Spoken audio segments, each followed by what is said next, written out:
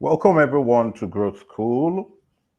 It's another time of insight, of deep knowledge, of learning, of growing insights on Growth School. Every time we'll come together on Growth School is that moment where we share deep insights, deep knowledge on things that contribute to your personal growth, to your advancement, to your growth, and to the things that make you become better and how you can begin to make positive contribution to your environment. And as you know, and you may have seen from the flyer, we'll be looking at the concept of digital skills that are very essential in the new economy. And today I have an amazing guest. We met some weeks ago and linked up and connected on LinkedIn. All right, she's a phenomenal personality, well versed in tech. She had a background in medicine and she transitioned from there and went fully into tech. And right now, she's the managing director of Stekad Limited, an organization that helps big corporations or those who want to really transform the entire operation into digital form. All right. And she is the person who is managing that team and managing the organization. And she will be sharing with us really essentially today on the skills that you need to transform your life and to really play in the game of the new economy. Ladies and gentlemen, welcome for the first time on Growth School, Dr. Adaora Dagogo. Thank you. Thank you so much. Thank you for having me. I don't know. Can you hear me? Let me know if I can be heard. Yes, I can hear you clearly. Perfect. Okay. Indeed, welcome to Good School and good evening, good afternoon, good morning, depending on where you are. We're going to be looking at something phenomenal, and I wanted to just dive right into it because we've got a few slides to cover. And the topic before us is digital skills of the new economy. Thanks for the introduction, Dr. Abiodun. All right, what are we going to do today? So, throughout this presentation, we'll explore why digital skills are essential, the various types of digital skills in demand, and how individuals like yourself can acquire and leverage these skills to thrive in digital age. I was telling Dr. Abiodun that I've got some lovely package at the end of this presentation. So more or less, just ensure that you're glued to the very end. Uh, so I don't know if you guys recall this company, Kodak. I don't know if you've ever heard of Kodak, but um, growing up, I heard a bit about Kodak. I knew Kodak as that photography company or industry. And you might want to know what happened to their story. I don't know how many of you know that they went bankruptcy in 2001, but understanding why they went bankruptcy is quite essential for what we are dealing with today. So in 1888, Kodak was established, and when it became like one of the market leaders when it comes to photography because they were literally big on it. They had these traditional themes to the point that you can see they made up to $3 billion as revenue in 1990. But then in 1975, it's funny that it's still the same Kodak that invented digital camera. So Kodak had not fully switched, but a little bit, tried out something new. It was digital camera, but they felt, according to their management, they felt that it wasn't going to last, and instead they decided to continue with the traditional films that they were used to. So they continued the same business model and refused to literally adopt this new digital camera. Though they were the ones that invented it, they didn't move further with it. And then use companies like Fuji, who are, I don't know if you also recall, Fuji was big on camera at the time, and they were almost like competitors. The more Kodak refused to embrace digital camera as a part of their line of business, but rather kept sticking with the old. companies like Canon, companies like Sony, companies like Nikon, they all came in, and literally they came in with the old mindset of digital camera as well. And the more competition that there was in the market, Kodak started fading out because people were transitioning, and that led to their bankruptcy in 2001. So, but you might ask, what really went wrong, right? The summary, as you can see the picture, I don't know if you still remember those times. So the summary is, I put it this way: they focused on evolution, but competition was on revolution. So they wanted to take things slowly, continue with what they were used to, more or less scared of trying new things. But then there was a competition at the moment, and the competition was based on the demand for revolution, based on the demand for innovation, based on the demand for something new. Another case study I like to look at is Nokia. I don't know if you guys recall Nokia. um I'm not, did I have Nokia? I think yes, I think I used Nokia. Nokia was my very first phone. It was blue in color, the one I had. And then I wonder, why is Nokia not in existence as the way it was previously? Nokia was established in 1865, the Nokia brand. And then in 1998, it became like the best, one of the largest in the world, phone company, phone industry. As at 1999, it made a profit revenue of 4 billion in dollars. So they were doing pretty well. They were literally doing pretty well. I don't know if you recall Nokia 3310. Nokia 3310 was literally one of the main things that helped Nokia.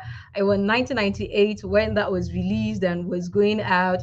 That led to their high revenue that you see in 1999. And then 2003, they were the ones selling Nokia 1100, and that also made gain in the market. But something happened. So there was now an introduction of smartphones.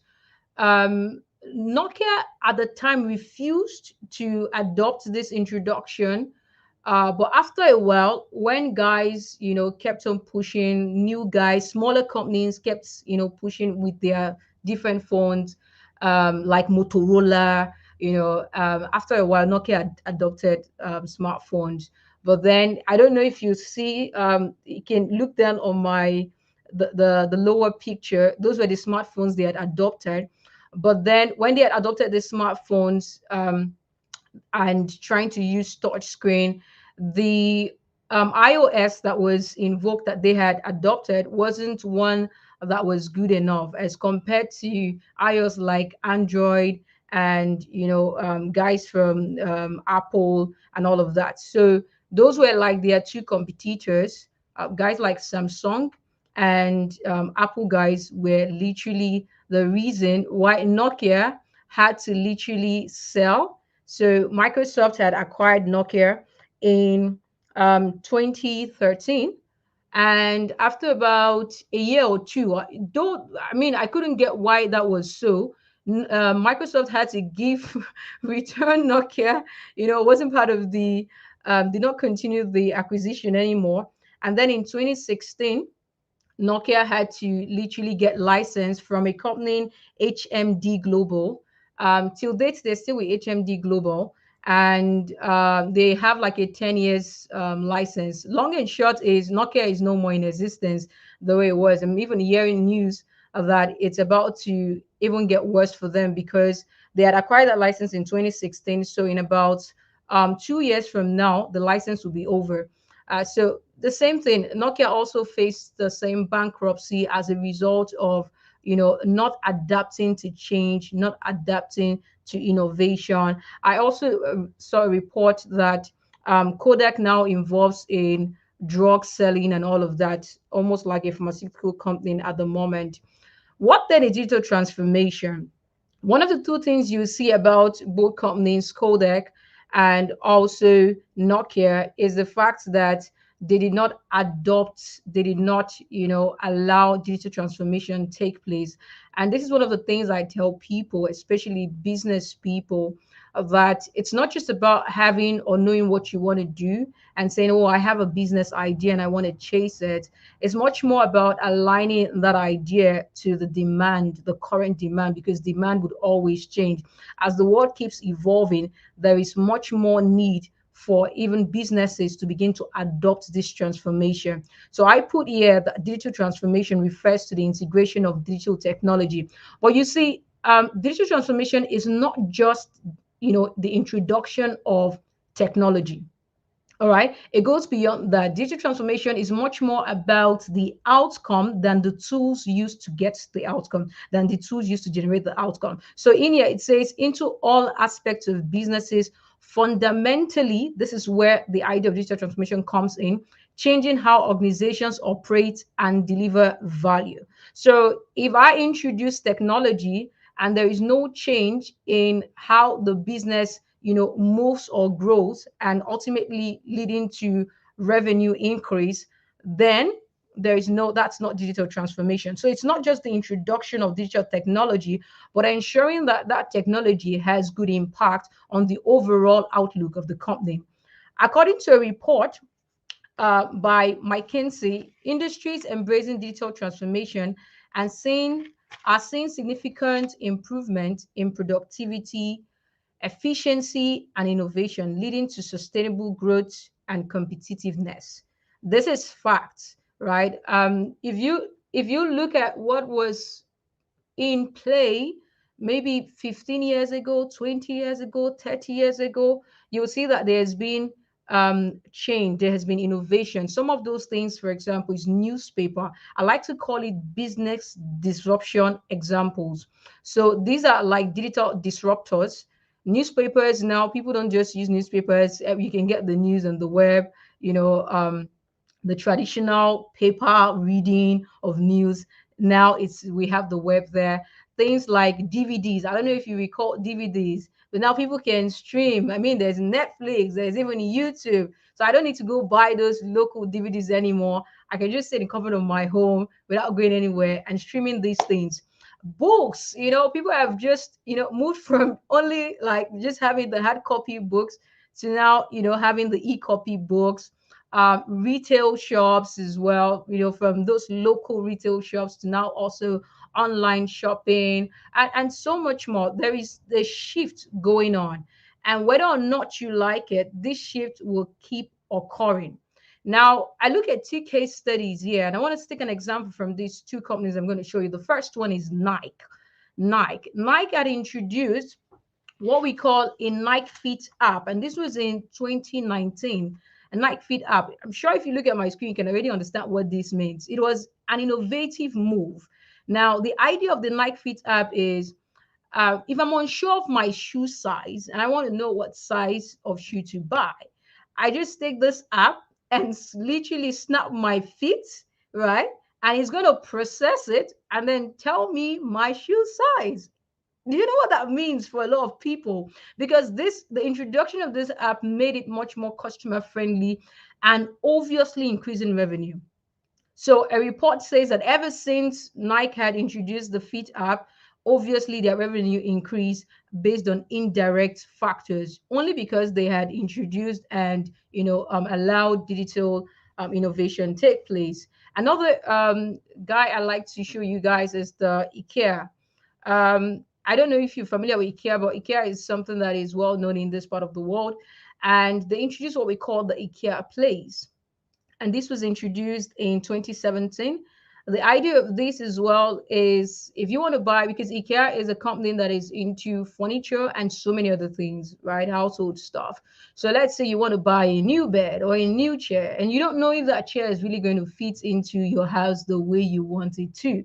Now, according to this IKEA place, all you have to do is literally, select what you want, right? If it's that chair you want to buy, that table you want to buy, anything, that bed you want to buy, you just select it and literally put the phone or the app, the whatever device you're carrying, across where you want to place it in real sense, and then it begins to take the form of that. So it gives customers an idea of whether or not to buy a particular furniture or a particular thing, so they can see if it fits better or not. And this obviously has increased sales because they obviously are trying to see how to ensure that things are bought faster. You don't have to go to the supermarket or IKEA in this place and spend a lot of time. You're able to make your selection real quick even before you go there because of these apps. So these introductions have literally led to boost in revenue. And so one thing you see for sure is that digital transformation is a very important tool that is running really fast in our age. Some of the things I have here, just to show as example, I call it then versus now. So I don't know if you guys remember, all those typists we used to have. So these are like the previous digital skills, sorry, the previous skills we had versus the current digital skills that we do have. So things like shorthand, all of that, handling paperwork, all that has migrated into things like understanding data entry software tools, knowing how to use Excel sheets, being familiar with transcription tools. It's more or less now you trying to understand and gain skills in as the economy and as the world keeps evolving. Now, I love the second example. It's more or less about traditional retail cashiers. So I experienced this firsthand because then back home in Nigeria, I recall going to supermarket, and literally when I buy a couple of things, the cashier would have that big black calculator. I don't know if you recall, and they literally begin to punch these things, items, you know. And in some cases, what I've also seen is that some would have a paper and a pen. They don't have calculator, and they start doing, basic mathematics to solve the items. Now imagine if that was still what it was till date. Obviously you can guess that it was quite lengthy. There will be long queues and all of that, but now that's being exchanged by what we call the point of sale system, where you just only scan your item, it does all the calculations for you. You don't have to manually record anything. So what would be the current skill as this shift is occurring? If you say I have skills in, punching calculator, I know how to punch the calculator, or I know how to do basic maths. It's not important. That's not the skill you would need if you were to get that kind of job today. The skill you would need is being familiar with how to use the point of sale system, basic computers.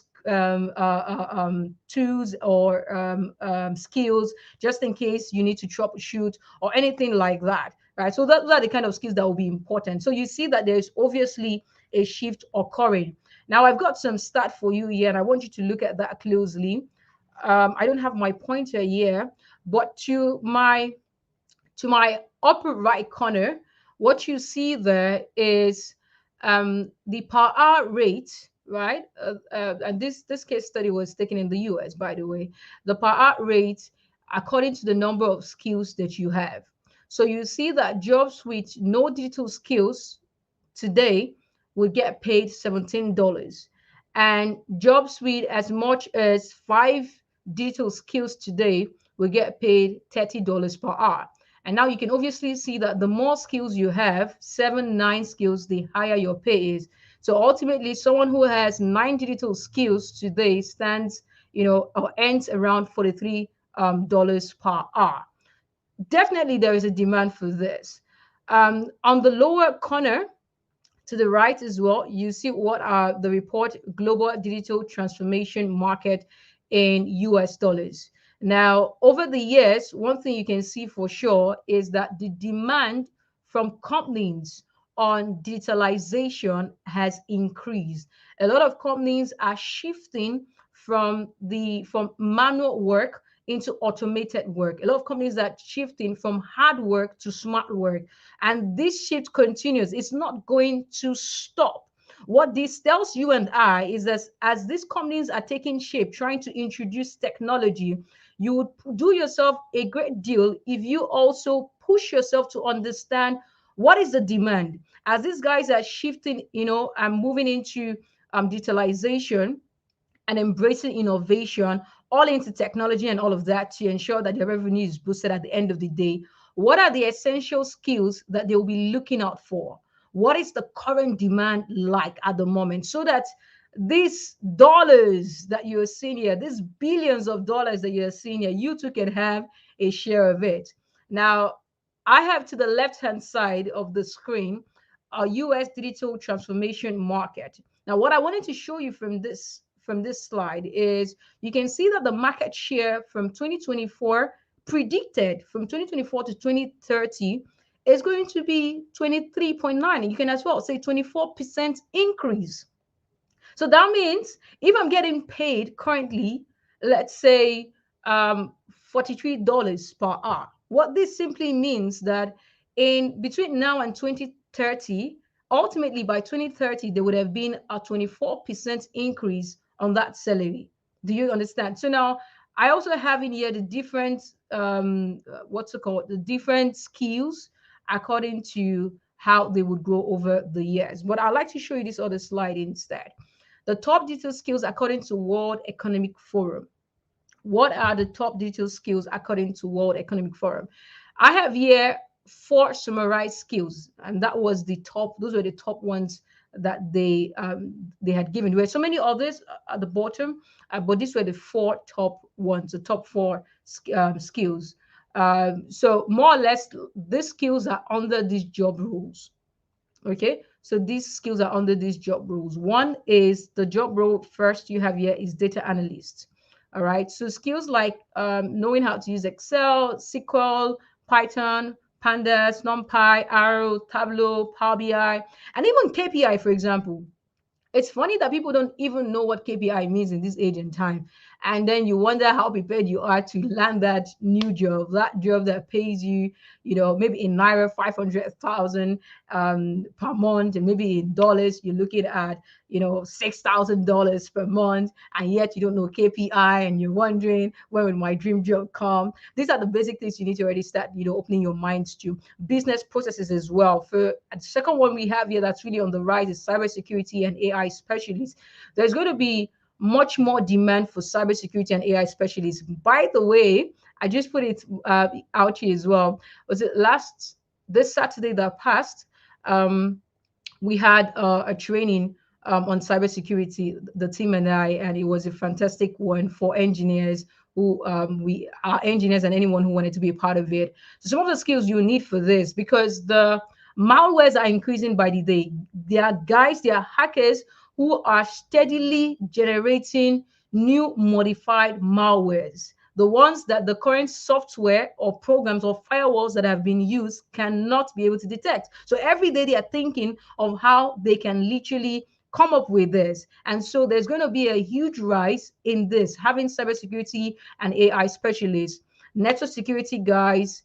So you need skills like AI and machine learning algorithms, firewalls. You need to know intrusion defense system, intrusion prevention system, ethical hacking, and then cyber threat intelligence. So you need the skills.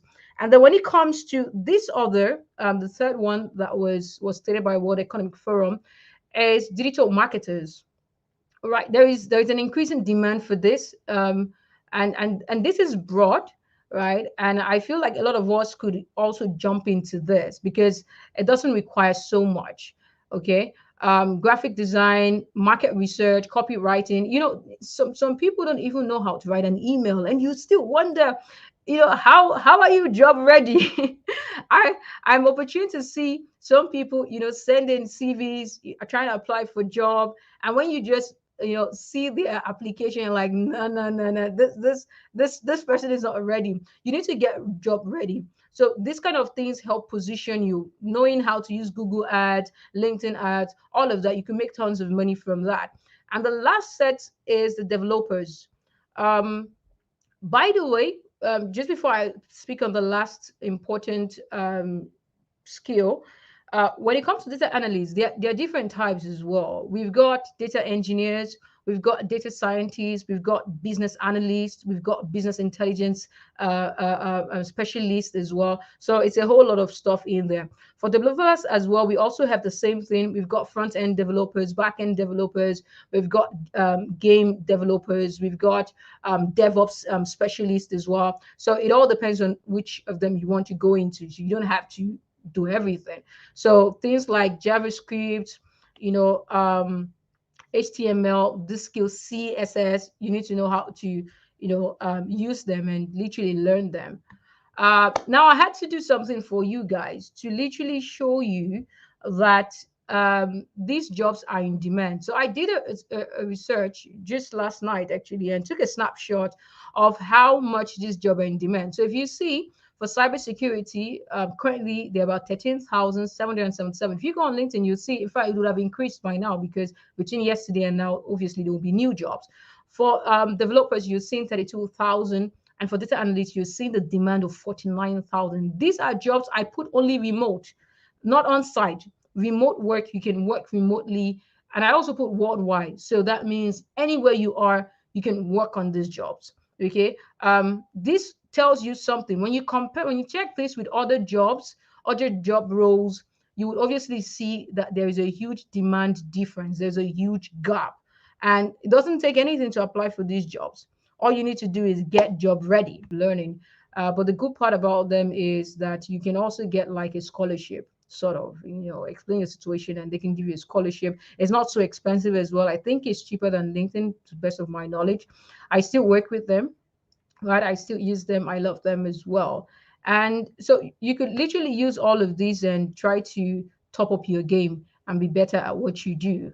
In conclusion, digital skills are essential for navigating the new economy and unlocking opportunities for success. So the idea here is if you don't have these skills, acquire them. If you already have them, upgrade them. So there's something for you to do. If you don't have them, acquire them, right? And if you already have them, upgrade them. Okay, like you saw on the other chart that the more skills you have, the more chance you have in making higher what's it called, income per month, per hour, and all of that stuff. Um, it's really important because all of this adds to your CV, and much more when you know how to use them and all that, you become like a big shot in the market. By embracing lifelong learning, staying adaptable, and continuously developing our digital skill set, we can thrive, and the word is thrive, in the ever-changing digital landscape. So it will keep changing, it will keep going up, and better. But as it keeps going up, as companies begin to adopt smarter ways, smarter moves, you're not left behind with the old mindset, with the old skills that are no longer current. So that is all. And I have here um, my LinkedIn profile and that of Steckert. So feel free to follow us. So just as a bonus, um, Dr. Piodin had explained what Steckert is into.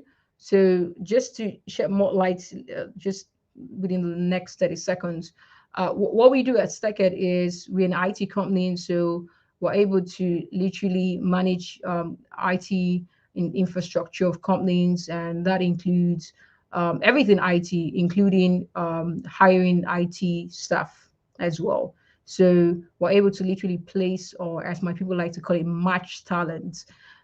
So guys who are into networking, right? Hardware guys, people who are into, but not just hardware anymore. Um, as innovation is happening and we're talking about digital transformation, Steka is also transforming.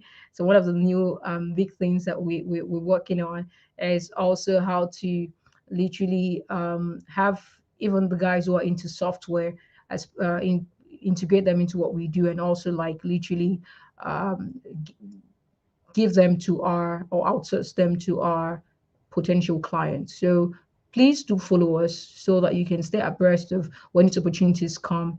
And of course, do well to follow me. That will be all. Thank you. I don't know if there are questions or so I Amazing, amazing. That was really phenomenal, and I felt you treated the topic excellently. Thank you so much for doing this. Um, So while I will be asking questions, please, if you have questions for Dr. Adora, please do well to share. Do well to share in the comment section. I'll read them out, and she'll do well to answer them. All right. For many who seem not to know Dr. Adora before now, Dr. Adora is also an advocate for girls and women in tech.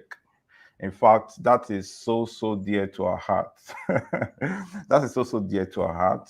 All right, she loves the fact that women can begin to get a lot of opportunities in tech, and this is more reason why you need to follow her. You need to follow up on what she's doing and what TechCard is doing for girls and women who want to really thrive in tech. All right, so I would really want you to share as a way of question from my end, while we expect questions from the audience. Tell us more about the disparity of women in tech. I know personally we've had this conversation, but we just want people to have some sort of insight into that idea you shared on the reason why women need to really come out. All right, sorry to the guys. Sorry, apologies. All right, but right now she's so passionate about bringing opportunities to lots of women and empowering them to be so equipped. Tell us about your experience and working with women and how you have dealt over time as a woman in the tech industry. What has it been like? What are some of the challenges you realized? And what would be your counsel for the women who are in tech right now, but they are discouraged, or for those who are looking forward into starting a tech career? Okay, thanks for the question. Yeah, when you were speaking, I had to recall our conversation on this matter. And I remember sharing with you my journey and how I found myself in tech. I like to say that I did not find tech, tech found me. And it's the reality because if I am to explain that, you will really understand. But I'll quickly just try and summarize that. Uh, a very wonderful experience was, so I'll share two things real quick. The first was when I had to work as an engineer. So on the side gist. I used to be called engineer Adora as well. Side gist. Well, now it's just the doctor, right? So I was seen as, they say experienced engineer and all of that and all of that. But one of the things that was a discouragement, though wasn't the reason why I stopped being an engineer. I'm pushing myself. I've been taking courses when it comes to that regard as well, even though I don't really need to. But I love the idea of IT. I love what it can do to everyone, not just individuals, but also companies and organizations. So one of the things I realized was there were really no role models. Okay, it was almost like I was alone, and I had to battle with that idea of I am a lady and I'm in tech. It's like I don't understand. So when they send my CV and they see that it's a lady, there is always this resistance, and there's like, are you sure this lady is really experienced? And then they take a call with me, and once they do that, then they realize that wow, she knows her stuff. But beyond that, I assuming there were a lot of role models or ladies who have gone this part way, I think it would take away those subtle biases. I call them subtle because they are not there as much as the way it used to be. So there's a lot of introduction of diversity and inclusion. Companies are taking it up as part of policies and all of that. But one thing you see, why I still say subtle, is it's on paper, but in actual sense, it's not the reality of that company. So a company would say we're inclusive, we're diverse. Well, that's all for the news. That's all for the web. That's all online, and that's all in the books. But in practical sense, they are not. And how can you prove that?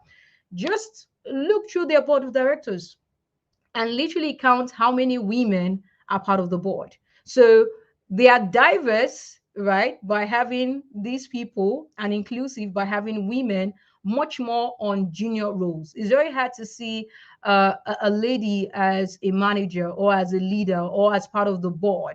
I was so happy when I heard the story of Adora being the CEO, my namesake, being CEO of Zenith. I was literally happy about that. I was like, yeah, right on.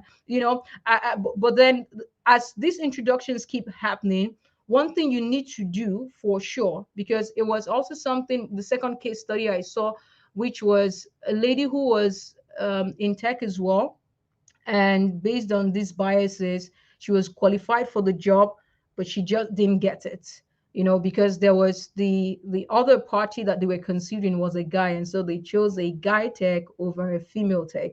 And this is leading to a lot of ladies being discouraged, but it's supposed to be the other way around. So my charge always to ladies in tech and outside of tech is, you must learn to be audacious. You've got to be audacious.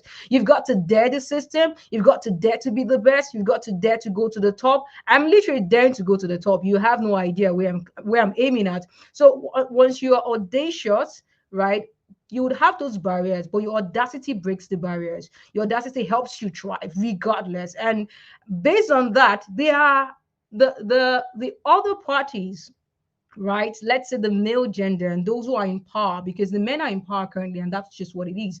One of the things that does is it gets them to look at you a second time.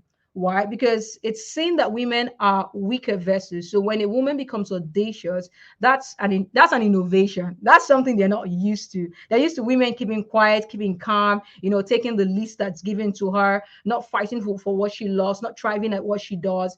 And so when you come out that way, being polite, I tell my people, you can learn to be polite but yet stern, right? That's the feminine energy. You can do that. You don't have to show, yeah, you're not that. So you come in with your own uniqueness, but you must learn to be audacious regardless. You must learn to be audacious and break ceilings, break barriers. Do not listen to what words.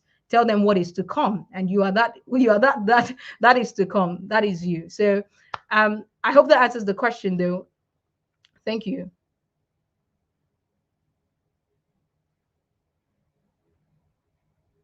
Yes, uh, it did answer the question so well. It did answer the question so well. And I know the ladies watching this right now, they are encouraged, they are empowered to go for their dream and become the best at it regardless. Okay. And these are really, really phenomenal things. And everyone needs to understand this. So don't expect that it will be given to you. You need to go all out and get it. All right. Through your competence, through your skill, through your experiences, through your digging your head into it and getting the best out of it. All right. So I think someone has a question. So this question is coming from Mesoma Okoro. So basically, Mesoma Okoro is currently an IT student in Abuja. All right. So she's a student of computer science and from Anchor University, Lagos. So she's asking that I truly appreciate your very enlightening talk. My question is on data analysis.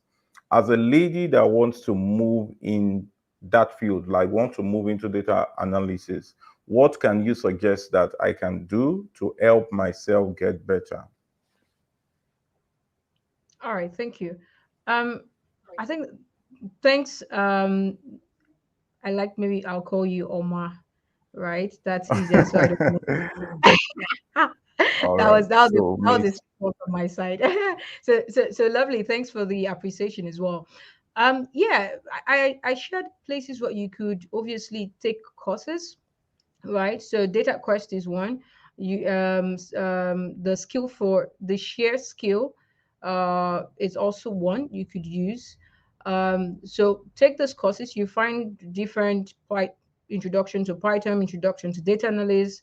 A lot of them, take them, right? But now, much more than taking them, where you really need to work on it.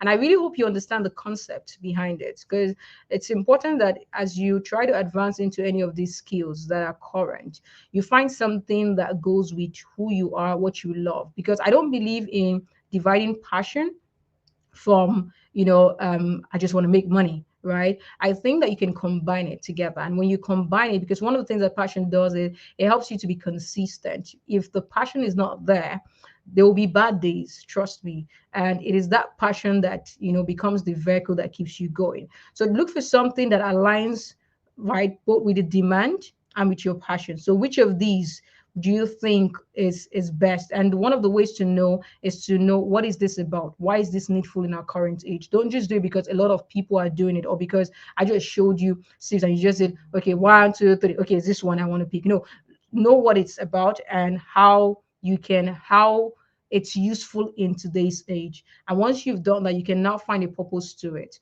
Now you start learning it. Another thing you could do is do projects. Okay, so some people do ask, like, if I'm a data analyst, entry data analyst, and I don't have experience, how can I boost my CV? It's very simple. Do a lot of projects, put it on your CV, right? Do as many GitHub, do projects there, take random projects, and then put it as you've worked there, you've done this, you've done that, and that will boost your overall look essentially. So while you're taking the courses, you're doing the projects, you can take the courses where I've mentioned. Also YouTube, right? To amaze you, there are a lot of, there's even in fact there's a full blown data course on YouTube. I wish I knew his name. I would have just told you right here, but he's one of the only guys on YouTube that has a full crash course on data analysis. So you can also check that out. Yeah. Fantastic. That's really amazing. I get Mesoma got that. So if you still have questions, we have about 5 minutes thereabout, so we can release Dr. Adora, and then that'll be it for today. So I wanted to ask. I think you touched it a bit, that how do people stay motivated when it doesn't look like it, while you're trying to pursue a particular aspect of tech. Like, for example, we have a student in the university who is trying to learn, say, software development, for example. And this student is trying so hard, it just looks like he or she is not breaking through, and it's not looking encouraging, because at that time the money is not coming. Because for a number of people, they feel, oh, immediately I say I'm a software developer, money will just rush me. And they don't know there's a lot that happens in between. There's a lot that happens in between the time when you learn and build the competence, and then when the money begins to flood in. Because I personally had students, as a university lecturer, where students believe, oh, money is in this thing, but it just looks like it's difficult, it's hard, it's this, and they just lose interest from trying to pursue to the end. So how do people stay motivated when the immediate rewards don't begin to show in, especially when they are trying to learn the digital skill? Okay, thanks for the question. So, I mean, the first obvious one, which is what I mentioned, was passion, and it's a big deal because people tend to get frustrated if they've not aligned their passion into what they're currently doing. And I think passion is not forced yet, but one of the things that can give chance and room for passion, like I mentioned, is if you try to know what that thing is all about. Sometimes people, which would also be the last thing I would say when I'm given that time, but sometimes people are very quick to push change, right? They don't encourage change. And you might say, oh, I'm not going to like it, but you don't even know it. It's not been served on the table. You've not looked at it. How do you know you don't like it or you won't like it? So I feel like once you're able to begin to do that before you take up something, it will help you develop true love for that thing. It will not be as the one that came with you when you were born, obviously, but then it gives you a certain level of purpose, right? That, okay, I'm not just doing this because I want to make money. The whole concept of doing a job because of money is gone. Just know it is gone, because you might be earning good amount of money, but if the people you're around, let's say the bosses or your team members or teammates, are almost giving you bad vibes, how do you want to still strive? It's the passion for the job that makes you come. Because this is really important, because honestly, sorry to say, but the few times I've gone to some places in Nigeria, like different restaurants and all of that, the customer service is very poor. Really, you find very frustrated people as customer rep. They are literally attending to people. They're angry with you. You just come in and they're already frowning, and you're wondering why you're frowning. One day I took a talk on this, and I was trying to tell people that regardless of how low you earn, right? And how bad of a day that is for you, you must learn to do the responsibilities that comes with the job you accepted. There is no, I don't feel like it. You took it, you signed up for it, then you have to do it. So passion is one. Some of the things I advise in the stage of you're trying to, before you convert your passion into income, right, is your you could get mentorship, mentors. So it's important to find people who have gone ahead of you in that pathway, and they can always serve as a way of a mentor to you, to tell you that okay, they also took 5 years, they also took 2 years, it was 1 month, it was 10 months before they landed their dream job. Do you understand? So that encourages you instead of working in isolation. Important to have that. Another one is community. One of the ways to get communities, go for networking events, right? So you're interested in data analytics, so look for the like this, for example, this is one of them. So programs like this, join them, hear what they have to say, hear the story, connect with people, network with people. It's also amazing that on LinkedIn, which is where you find most of these gigs happening, a lot of people who say they are ready for the new economy, their LinkedIn account is still like that of yesterday. So you need to start revamping some of these things, like the way I was able to meet Dr. Abiodun, for example. I know we're having this. So you need to open your mind to these things, and keep researching. That'll be my last point on that. Keep researching, right? Keep looking for new stuff. Do not be idle. The moment you are idle, then the whole idea of depression setting in and you not feeling like you've made the right decision or the right choice would literally take over you. So when you are always busy researching, learning new things, don't think that all you've learned. I'll give you a quick story. So there was a developer I know of, and he was good at his craft. Literally, he's from a not so good background, but he was determined to make a difference. And so as a result, he kept on learning stuff. For a period of time, he was out of job. I know this guy myself. He was out of job, no job at all. Today, today, the guy is in the US. He was in Nigeria for a while. This guy, if you even call him to say that you want to employ him, if he tells you how much he's charging, you yourself will just go the other way.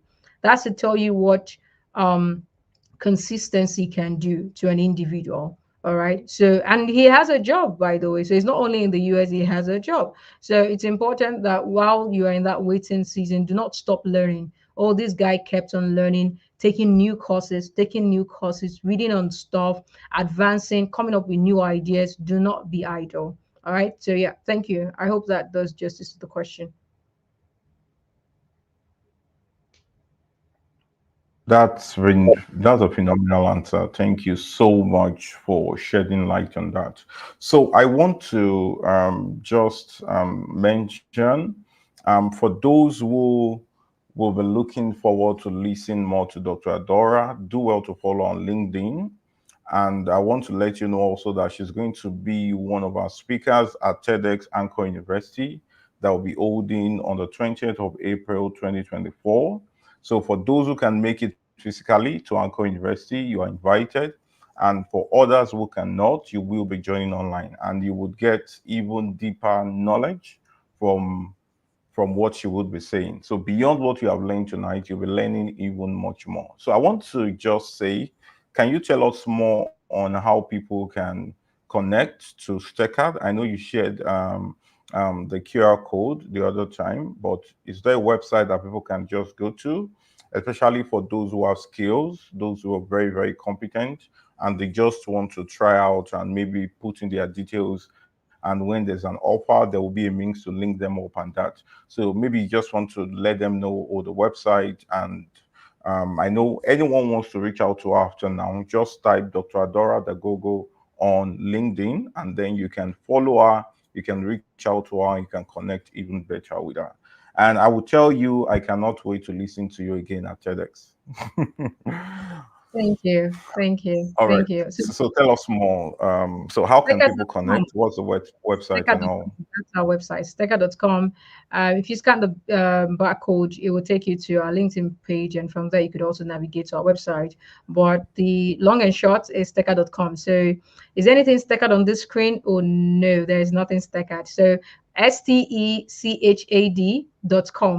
and you could also send an email, but I don't know if so you could send an email if you are a perfect candidate. If you're not, then just go to our website. And our email will be recruitments with s at stecker.com. Right? Recruitments with s at stecker.com. I hope my team will not kill me that I gave the wrong details, but I think that's the right one. So yeah. All right, interesting, interesting. Thank you so much. So you want to share your final words before I reach Okay. out to you after now? So we're done literally, but just your final words for those who have listened to you today. Yeah, so on digital transformation, my final words would be we need to be ready to unlearn and relearn. It might be something that is cliche, but that's the gospel truth. You must be ready to unlearn what you have learned and relearn new stuff. It's only that way that you can thrive in this economy. Be open to try new things, right? It might not just be the only way. There might be other ways. It depends on how you look at it from perspective. So try new things, okay? Every day, keep learning. What you've known would serve you this much, right? But in order for you to advance, you need to open your mind to other things, right? So the worth of a man is in knowledge. So how much you are is dependent on how much knowledge you have, and knowledge can also be transferred to wealth. So yeah, thank you for having me. Thank you so much. Thank you so much, sis. I'm grateful. Thanks for doing this with Thank you for us. having me. We Thank hope we'll have you again when we invite you another time. Thank you so much. So you. A see you in pleasure. April, and I know we are going to talk after now. Yeah, no worries. Take care. Bye bye. All right. Yeah, you too. All right, that's it from Dr. Adora, a phenomenal expert when it comes to tech. And you've heard it all. Make sure you improve yourself. You're willing to unlearn, you're willing to relearn, you're willing to get better. All right, thank you for all those who connected. Thank you for all those who connected from every part of the world. Thank you, Book Soleil. Thank you so much for sharing your knowledge. And Mujeti Dave is saying that anticipating TEDx Anchor University. Of course, yes, it's going to be really phenomenal. And I can tell you, Chimaubi says, thank you so much, Ma. Thank you. Excel Aim is saying this was well worth it. Thank you so much. Thank you so much. I'll be looking forward again to see you next week, same time, 9 a.m. West African time, as we share deeper knowledge and deeper insight on the things that can make you grow and become better in your daily life. Till I come your way again, I remain Dr. Abiodun Mustafa. Keep making the rest of your life the best of your life. Bye bye.